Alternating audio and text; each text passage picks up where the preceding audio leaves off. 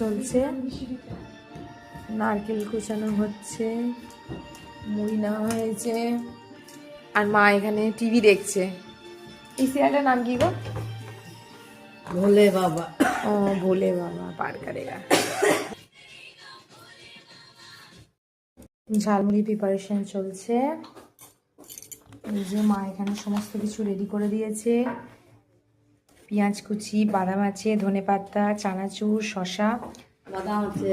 আর এখানে নারকেল দিয়েছে, মুড়িতে একটু সর্ষে তেল দিয়েছে, আর এটা অল্প একটু জিরে গুঁড়ো আর ধনে গুঁড়ো মাখি না, লঙ্কা কুচি সব কিছু অ্যাড করে দিচ্ছে। আজকে রাতে আর খাওয়া হবে না।